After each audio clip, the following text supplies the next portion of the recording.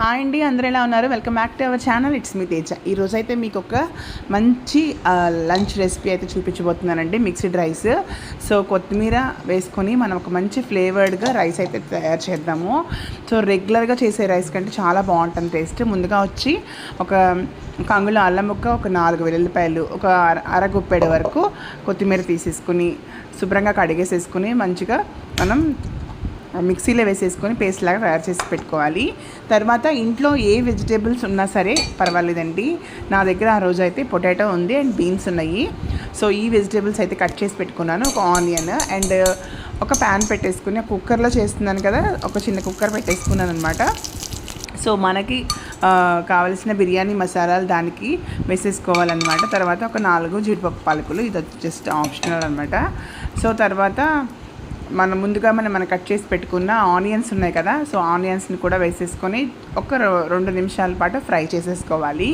చాలా simple recipe అండి. ఎంత తొందరగా అయిపోతుందంటే అంత తొందరగా అయిపోతుంది. మీరు కూడా ట్రై చేయండి.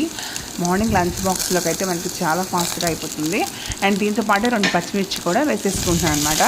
సో నేను కరివేపాకు కొత్తిమీర కూడా కలిపి పేస్ట్ చేసేసాను కాబట్టి దీంట్లో కరివేపాకు అయితే వేయట్లేదు. వేసినా కూడా మనం పిల్లలు చాలామంది తీసేసి పక్కన పెడుతూ ఉంటారు కదా, సో అందుకని దీంట్లో అయితే వేయలేదు.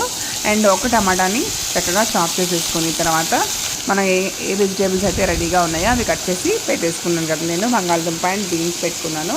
సో అవైతే దీంట్లో యాడ్ చేసేసి ఒక 2 నిమిషాల పాటు జస్ట్ దీనికి సరిపడినంత కొంచెం సాల్ట్ అండ్ పసుపు అయితే యాడ్ చేసుకున్నాను. యాడ్ చేసుకున్న తర్వాత 2 నిమిషాల పాటు మనం వేయించుకోవాలి.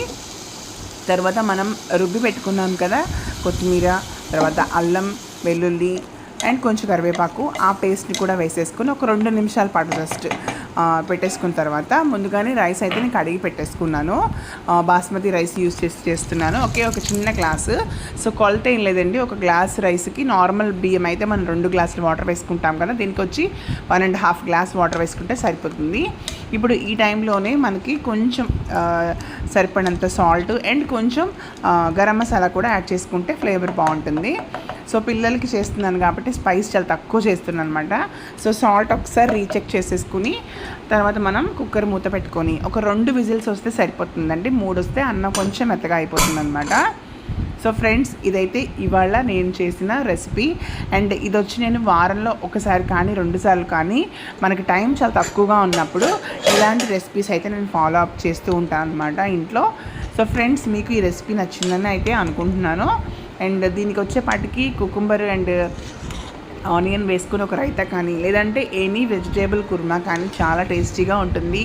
ఏమీ లేకపోయినా కూడా పిల్లలు కొంచెం పైన నెయ్యి వేసేసి ఇస్తే చాలా చాలా ఇష్టంగా తింటారు.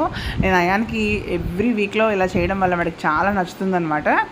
So friends, thank you so much for watching my videos అండి. Second, please subscribe my channel. It's me Teja. Thank you so much అండి.